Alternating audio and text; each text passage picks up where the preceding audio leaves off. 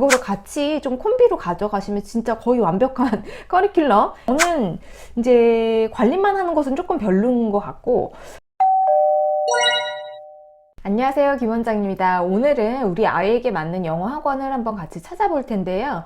정말 많은 분들께서 댓글과 커뮤니티 게시판에 우리 아이가 지금 몇 학년인데 이런 학원 중에서 어떤 학원이 제일 잘 맞을까요? 이거 학원 골라달라는 요청글이 진짜로 많으셨어요. 근데 사실 이제 학원 선택에 있어서 가장 중요한 거는 아이의 상태거든요. 근데 이제 아이의 상태라고 하면은 현재 아이가 어떤 수준의 영어 실력을 갖고 있나, 그리고 두 번째는 지금까지 어떻게 공부해왔나, 그리고 세 번째는 아이의 학습 스타일, 어떤 성향이나 이런 여러 가지들이 다 합쳐져서 사실 복합적으로 고려해 보아야 할 요소들이 굉장히 많죠. 근데 이런 부분들은 사실은 부모님이 가장 잘 아시거든요. 그래서 오늘은 이 전 영상까지는 제가 어떤 로드맵에 대해서 설명을 드렸다면은 오늘 영상에서는 우리 아이의 상황에 맞춘 어떤 학원이 좋을지 학원의 한번 종류를 좀 알아보고요.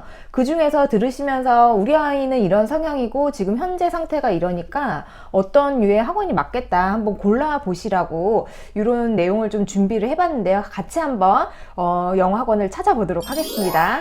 겨울방학 때 학원 처음 가려고 하는데 어떤 학원을 보낼지, 무슨 어학원에 어떤 레벨인데 문법 리딩을 차근차근하게 봐주는 동네 소형을 갈지, 아니면 그냥 집에서 문제집을 풀지, 그 다음에 뭐 무슨 어학원을 이제 다니는데 대형 어학원이 맞을까요? 아니면은 우리 아이 성향상 수업 시간에 딴짓하는 아이라서 그냥 다른 곳에 갈까? 아니면 계속 집에서 책 읽기만 할까? 영어 학원 찾을 때 아셔야 될 것들을 좀 정리를 해봤는데요. 만약에 아이가 학원이 정말 처음이라면 난이도가 가장 낮은 학원부터 시작을 하는 게 좋겠죠. 이 난이도가 낮다라는 것은 아이의 학습 능력을 고려하시라는 말씀인데요. 뭐 얼만큼 앉아 있을 수 있는지, 얘가 집중이 얼만큼 할 수 있는지, 또는 지구력이 얼마나 되는지, 그리고 숙제량을 얼마나 해낼 수 있는 아이인지, 이런 것들을 이제 고려를 하시면 되는데요. 그 안에 또 뭐 시간과 횟수 이런 것들이 있겠죠. 근데 이제 제가 여기서 가장 중요시하게 생각을 하는 거는요, 요런 함정에 빠지실 수가 있어요. 만약에 너무 또 난이도가 낮은 학원으로 가면요, 거의 숙제가 없는 곳들이 굉장히 많아요. 특히 영어 학원, 수학 학원 중에 저학년들 가는 학원들이나 매일매일 조금씩 오게 하면서 숙제가 없는 학원들이 되게 많거든요. 근데 이제 저학년들은 사실 시스템보다도 아이의 그 공부를 할 수 있는 환경과 선생님의 케어, 이런 게 저는 더 중요하다고 생각을 하는데, 그런 부분이 되려면 사실 어떤 일정량의 자기가 조금 스스로 공부해오는 양, 집에 가서 예복습하고 하는 양이 아무리 저학년이고 난이도가 낮다 하더라도 어느 정도 습관 형성할 때는 반드시 필요하다고 생각합니다. 그래서 숙제가 전혀 없다, 학원이. 근데 이런 거를 또 이제 좋아하시는 학부모님들도 계세요. 왜냐면 가정지도를 안 하셔도 되니까. 근데 이제 코칭을 좀 해주시고 하시면 실제로 티칭은 안 하셔도 되는데 아이가 좀 앉아 있을 수 있게끔은 지도를 하실 수가 있잖아요. 그래서 아주 최소한의 숙제량은 저는 좀 필요하다고 생각합니다. 그래서 단 30분을 하더라도 숙제량이 있는 곳을 가실 것을 좀 추천을 드리고요. 두 번째 제가 중요하다고 생각하는 점은요, 어떤 학원의 종류를 보내든 우리 아이와 100% 딱 맞는 학원은 없다, 이렇게 생각을 하시는 게 좀 부모님들이 마음이 편하실 것 같아요. 그래서 100% 다 맞는 학원은 없고, 그 이제 시기라는 게 있잖아요. 아이가 커가면서 레벨이 올라가면서 아이의 레벨과 맞고 또 어떤 선생님이 끌어주냐, 그리고 어떤 방향으로 가는 학원이냐, 이런 거를 찾으면 되는 건, 그러니까 바꿔서 찾으시면 되는 거지, 이 모든 것이 사실 다 맞기라는 것은 어느 학원이든 조금 힘든 부분이 있어요. 그래서 예를 들면 이 4개의 영역을 다 다루고는 쉽지만 수업 시간 3시간 하는 건 싫다, 이러면은 이제 조금 이게 말이 안 되는 거예요. 그래서 길게 4가지 영역을 다 다루면 사실 수업 시간이 길 수밖에 없고, 조금 더 아카데믹하게 했으면 좋겠는데 근데 아이가 스트레스 받는 건 싫다, 이런 건 이제 좀 불가능한 거죠. 아카데믹하면 약간의 스트레스는 어느 정도 무시할 수가 없고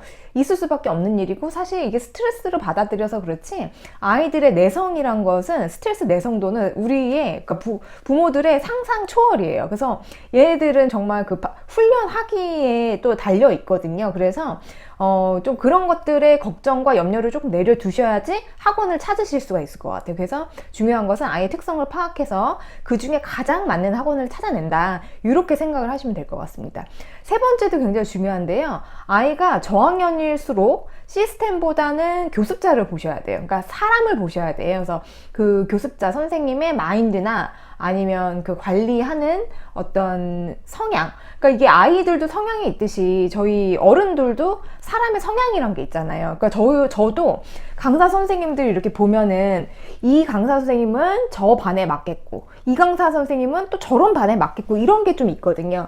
그거는 사람의 성향이라서 그런 케미 같은 게 좀 있어야 돼요. 그래서 이렇게 좀 차분한 아이들 같은 경우는요, 정말 이렇게 정말 차분한 선생님이 가르치는 것도 또 괜찮고, 약간 방방 뜨는 친구들 같은 경우는 콱 카리스마 이렇게 딱 잡아주는 선생님도 굉장히 잘 맞고, 이런 식으로 그 교습자가 굉장히 중요한데, 이거는 특히나 저학년일수록 그래요. 그래서 이 저학년일수록 아이의 레벨에 맞춘 그 교습자의 마인드가 애를 얼마나 관리를 할 수 있냐, 이런 거랑 이제 직결이 되기 때문에 그 저학년일 때는 교습자 선생님을 꼭 만나서 대화를 해보시고 어떤 마인드인지를 확인을 하시면 될 것 같고, 고학년으로 갈수록, 중등 고등으로 갈수록 조금 전문성이 있는 분, 그 다음에 학원이 시스템이 잘 갖춰진 곳, 이런 거겠던데, 시스템이라는 건 사실 이제 커리큘럼도 있을 수가 있고 학생들 얼마나 관리하냐, 성적 관리를 하고 피드백이 얼마나 잘 오냐, 이런 것들 이제 생각하시면 될 것 같아요. 4번은요, 이것도 이제 저학년 학부모실수록 전 과목의 효율을 좀 고려해야 돼요.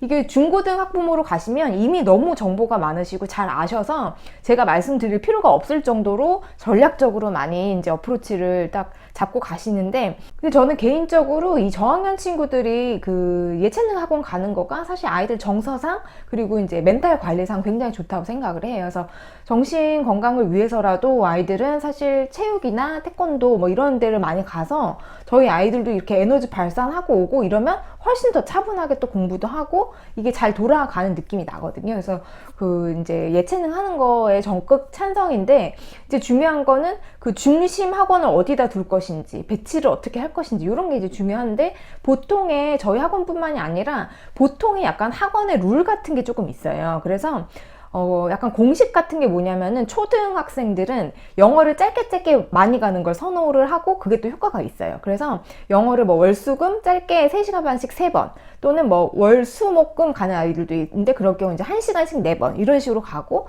중학교 고등학교로 갈수록 화목, 화토 이런 식으로 3시간씩 2번 이런 식으로 이제 배치를 하고, 그 다음에 수학이 화목에 이제 또 들어갈 경우가 많죠. 그래서 월수금 화목 이렇게 나눠서 잘 하시고 나머지 시간은 예체능 안배 하시면 되고, 이렇게 하면 사실 애들이 이제 평일날 굉장히 바쁘거든요. 이렇게만 해도. 그래서 이렇게 전 과목 효율을 조금 따지시면 좋고, 제가 여기 오른쪽에 써놓은 것은요, 항상 생각하실 게, 저도 너무 많은 아이들을 보지만 아이들은 정말 각기 다 달라요. 그리고 요즘 아이들은 자기의 취향도 확실해요. 그래서 나는 무조건 이 학원은 꼭 가야 돼, 이렇게 하는 것들도 되게 많거든요. 저는 존중해 주는 게, 아이의 좀 애들이 의지가 있어야 공부를 또 하니까 이거를 이제 존중해 줘야 될 필요가 있다고 생각해요. 그래서 이 꼭 제가 말씀드리는 방법은 참고만 하시고, 언제나 기준은 내 아이다, 이런 생각을 하시면 좋으실 것 같습니다.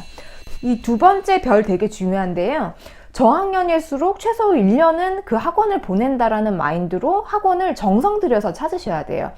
이게 이제 저학년일수록 더 중요한데, 이게 왜 그러냐면요, 제가 여기서 아까 보여드린 것처럼 저학년일수록 어떤 관리나 이 아이의 학습 태도를 교정하는 거, 이런 것들이 더 중요하고, 이제 고학년으로 레벨이 올라갈수록 전문성과 시스템이 중요하다고 말씀드렸잖아요.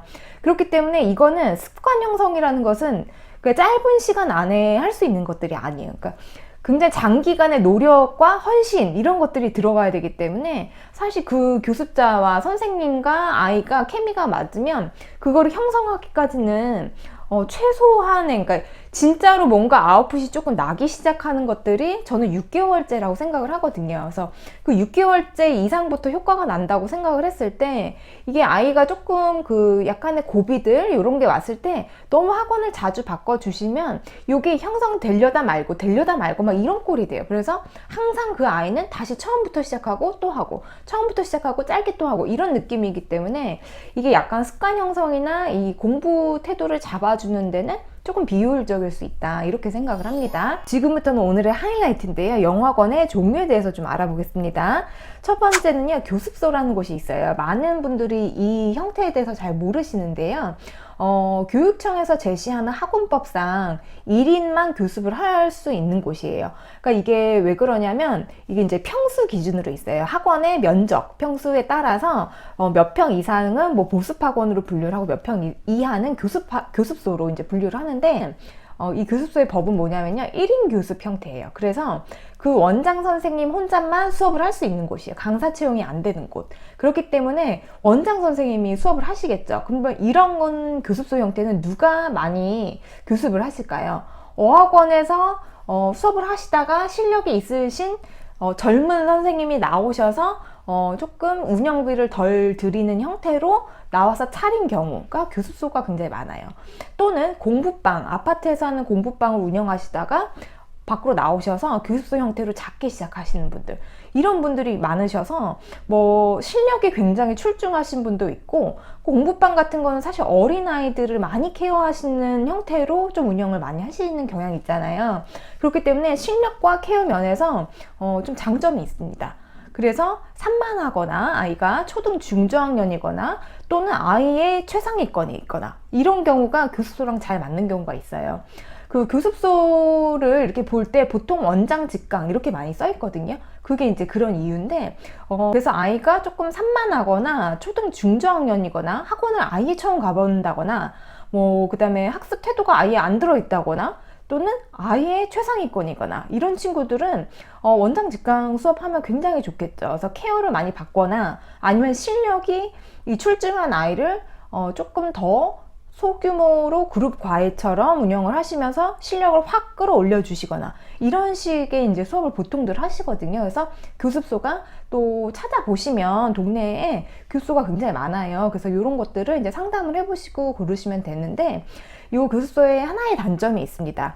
1인 교습을 하다 보니까 커리큘럼이 다양하지가 않아요. 왜냐면 이 시간에 좀 제한이 있잖아요. 근데 열 수 있는 반도 개수 제한이 있고, 그러다 보니까 한 반에 레벨이 맞지 않아도 조금 다 들어가 있을 수가 있어요. 그래서 커리큘럼이나 그 단계가 아주 세부적으로 형성이 될 수 없는 구조? 약간 그런 부분은 좀 있는데, 막 학원을 막 6년, 5년 이렇게 갈 거 아니면 사실 2년 정도만 보신다 하더라도 교습소 형태가 굉장히 저는 괜찮다고 생각을 하거든요. 두 번째는 영어 도서관이 있죠. 영어 도서관은 원서 읽기를 주로 하는 곳인데, 어떤 친구들이 가냐, 어학원을 다니면서 뭐 사이드로 주 1회 정도 가는 친구들도 있고, 이 영어 도서관을 100% 가는 경우도 있어요. 그러니까 학원으로 이용을 하는 경우도 있죠. 그래서 근데 만약에 이 영어도를 메인으로 가져가실 거면 학원처럼 월수금 몇 시 이런 식으로 딱 정해서 가셔야 되고, 이 영도의 단점은요, 원서 읽기만 거의 합니다. 그래서 제 개인적인 기준으로 영도를 메인으로 가져갈 수 있는 것은 4학년 1학기 정도라고 생각을 해요. 한 2학기 정도 됐을 때는 어떤 기초적인 영역별 나눠서 하는 수업들이 좀 들어가야 돼요. 그래서 그런 커리큘럼상 요거를 좀 전환을 해줘야 되는 시점을 부모님께서 잘 잡으시고 보내셔야 되고, 또 두 번째는 이제 영어교육 전공자가 상주하는 선생님이 있으신지를 보셔야 돼요. 그래서 강사처럼, 그러니까 전임 강사처럼 그 영도에 상주를 하면서 한 선생님이 주기적으로 계속 이 아이를 50분 책 읽고 한 10분 정도 컴프레hen션 체크업을 질문해 주시는 형태거든요. 또는 뭐 라이팅을 간단히 쓴 거를 코렉션 같이 하고 내용 확인해 주고, 이런 이제 형태로 여기가 돌아가는데, 그냥 이렇게 교포 영어만 하는, 그러니까 영어 전공자가 아닌 교포 선생님이 계신 그런 거가 아닌지를 잘 보시면 될 것 같고, 영도가 제가 이제 본 몇몇 영도가 굉장히 잘 운영을 하는 곳이 있어요. 근데 그런 곳들은 진짜 커리가 정말 괜찮다 이렇게 생각이 드는 게, 원서 읽기를 이제 보통 100% 하잖아요. 근데 그게 아니라 플러스 선택 과목제가 있는 거예요, 안에. 그래서 문법이나 원어민 선생님이 디베이트 토론하는 거나 아니면 어휘나 이런 거를 선택 과목제 식으로 집어넣어서 뭐 방학 때 이용해서 이런 것들을 하는 데가 있더라고요. 근데 그런 건 진짜 너무 괜찮은 것 같아요. 그래서 선택 과목제가 있으면 그런 걸 좀 잘 보시면 될 것 같습니다. 세 번째는요, 중소형 보습학원이에요. 요건 한마디로요, 동네 학원이에요. 근데 동네 학원에 아까 처음 말씀드렸던 이 교습소 있잖아요. 교습소가 이제 운영을 선생님이 하시다가 잘 돼서 확장한 케이스인 거예요.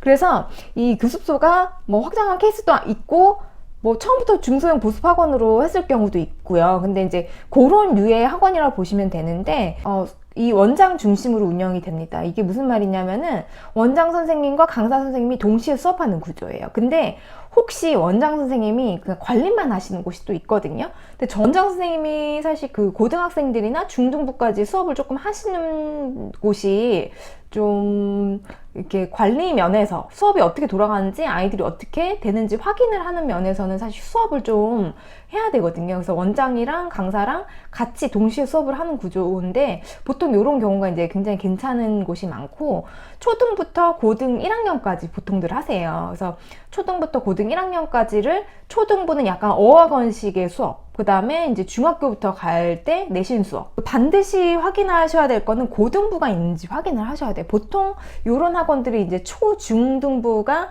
거의 있거든요. 그 말은 곧 중3들이 많이 없다라는 건데, 중3, 중2들이 없으면, 층이 두텁지가 않으면 생기는 일이 뭐냐면, 이 친구들이 이제 고등 진학을 해야 되기 때문에 중2, 중3에서 약간 수능형 영어들을 집중적으로 시키거든요. 근데 그게 사실 영어 커리큘럼의 거의 이제 최고봉, 꽂힌 단계인데, 그런 단계를 집중적으로 지도하지 않는 곳은 이제 그 밑에 단계를 집중적으로 하는 건데, 더 이상 이렇게 올라갈 레벨이 조금 없는 거죠. 그렇기 때문에 고등부가 있는지를 좀 반드시 확인을 하셔야 되고, 초등, 중, 그런 곳이라면 이제 초등, 중등 두루두루 적합하고 레벨도 어느 정도 있고 하기 때문에 웬만하면 뭐 초6에서 중1, 뭐 초5, 6, 중1 이런 친구들이 이 중소형 보습학원에 가면은 웬만하면 좀 괜찮습니다. 그 다음 학원 종류는요, 토플명 미국식 학원이라고 제가 이름을 붙였는데 이거는 그렇게 막 있는 거 아니에요. 제가 이제 분류를 한 건데 그 영유 나온 친구들이 보통 많이 가는 곳이에요. 그래서 토플형이라는 것은 뭐냐면 이제 그 미국 현지 아이들이 보통 공부하는 원서나 이런 책들을 진짜로 수업을 하는 곳이죠. 그렇기 때문에 뭐 SAT나 토플이나 뭐 탭스 이런 게 아니라 또 뭐 미국 교과서 이런 거 수업하는 곳들이 토플형 미국식 학원인데 보통 교포 선생님이 수업을 하시고 원어민 선생님들이 계시고 이런 곳인데, 이런 곳은 아이가 바이링구얼 수준으로 영어와 한국어를 둘 다 구사를 할 경우를 추천을 드려요. 근데 이제 이거를 굉장히 어렵게 따라가는 아이다. 그러면 저는 차라리 어학원이 낫다고 생각을 합니다. 그래서 토플형 미국식 학원을 적응을 아주 잘한다면 이곳에 가서도 메리트가 있지만, 굳이 그게 아니라면 사실 이런 로드맵으로 가야 되나 라는 저는 생각이 있고요. 아이가 아무리 이 토플형 미국식 학원이 잘 맞다 하더라도 중등 입학 전에는 반드시 전환이 조금 필요하다고 생각을 합니다. 요즘 추세상.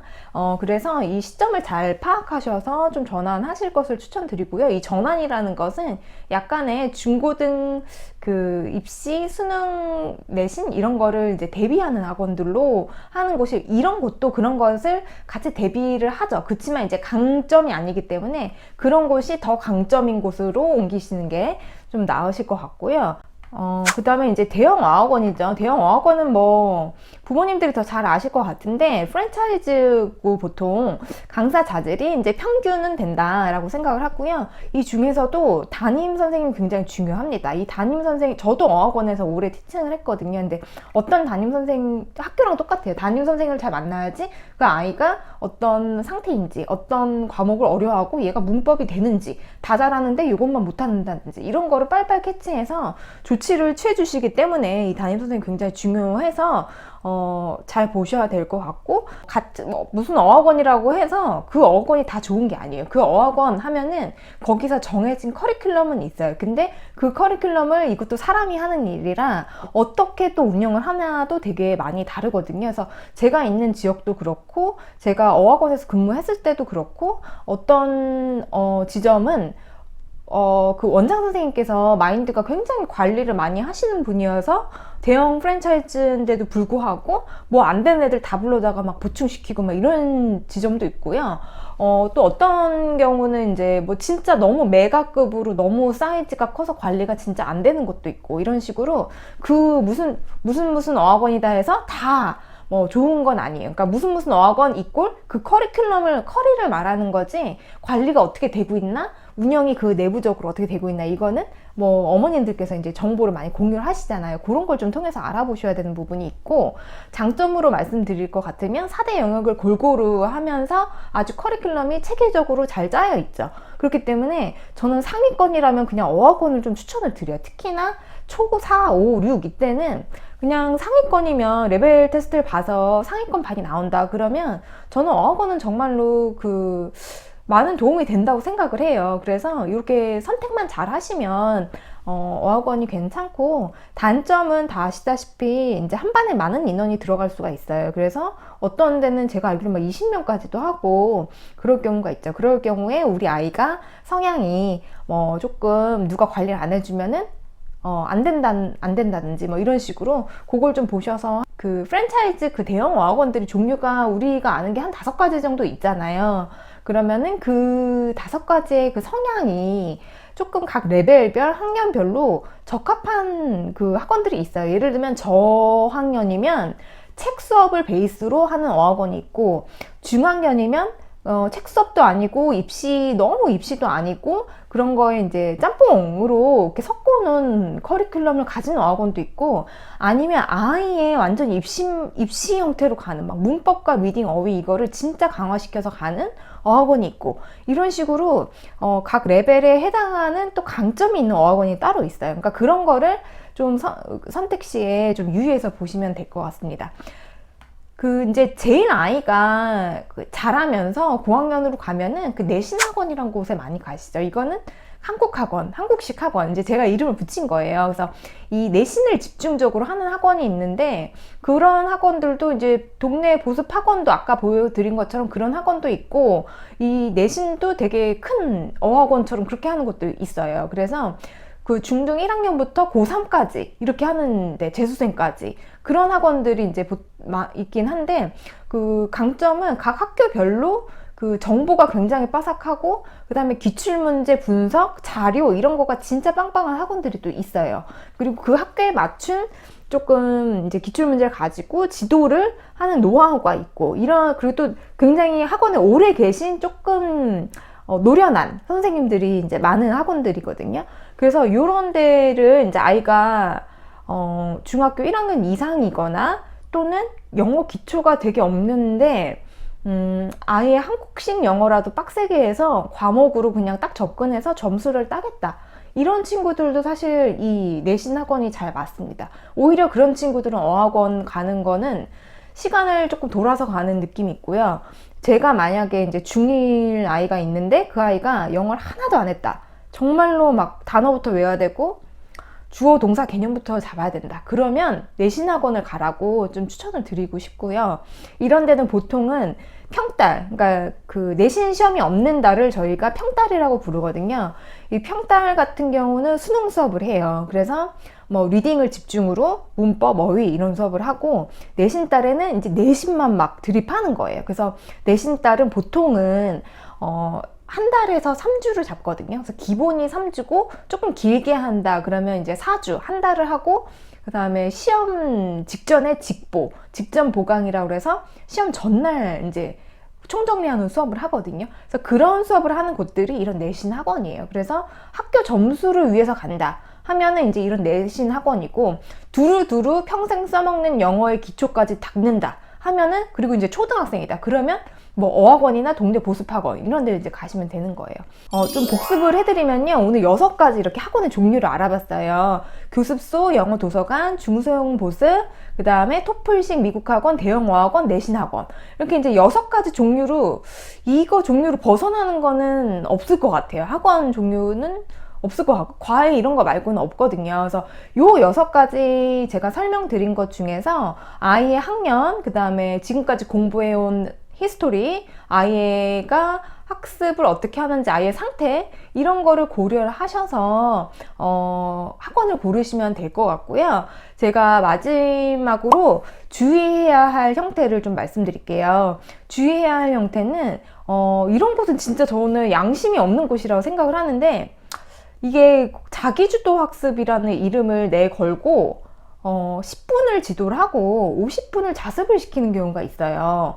또는 랩실. 그래서 10분을 이거 하라고 알려주고 한마디로 이렇게 문법 포인트 같은 걸 하나 알려주고 50분 동안 뭐 외우고 풀고 이렇게 하는 것 같아요. 자세히는 저희 아이들한테 이제 들어서 아는 거예요. 그 학원은 어떻게 한대. 선생님 누구 거기 다니는데 그 학원은 이렇게 한대요. 그러면 너무 못됐다 제가 막 이러거든요. 그래서 어떻게 그렇게 하냐. 저는 이제 하는데 제가 알아보면 진짜 그런 데들이 은근히 좀 있어요. 그래서 그게 아닌지를 확인을 하시면 되고, 또 랩실 위주로 하는 데들이 있어요. 그 랩실 위주는 어학실 같은데 이제 이거 헤드폰을 끼고 패드 같은 수업을 이제 하게 하는 건데, 그 패드를 바라보면 아이들이 그 조교 선생님이 뒤에서 지키고 있지 않는 한 뭐 20분 이상 공부가 지속된다고 저희는 생각하진 않거든요. 그래서 10분 지도 50분 자습 시간 같은 그런 형태와 랩실 위주로 하는 그런 수업 형태, 이 두 가지만 피하시면은 전에 읽은 책 중에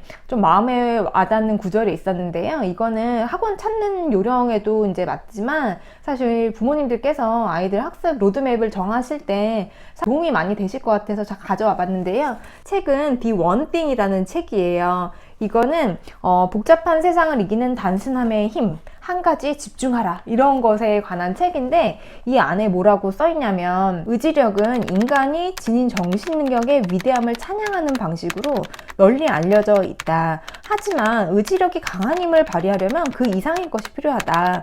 의지력이 단순히 사람의 투지를 불러오는 장치라고 생각한다면 똑같이 중요한 다른 요소를 빼먹은 셈이다. 그건 바로 의지력과 함께 반드시 필요한 타이밍이라는 요소다.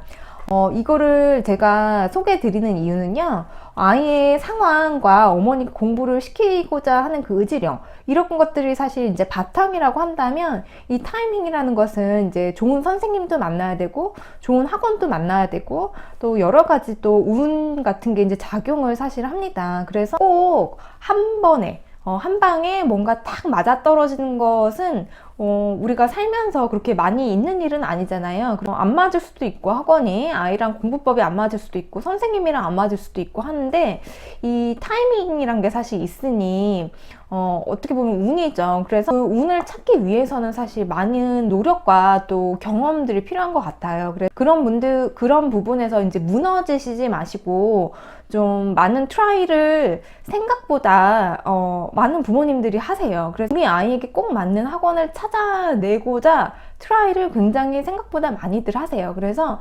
손쉽게 딱 맞는 학원을 찾을 수 있는 건 아니기 때문에 조금 그 운을 내가 노력해서 찾아온다라는 생각으로 조금 공들여서 학원을 찾아보시면 아이가 한 자리에서 굉장히 오래 공부하면서 학습 기량이 좀 좋고, 또 이제 영어 실력도 향상시킬 수 있는 그런 좋은 기회를 얻을 수 있을 것 같고요.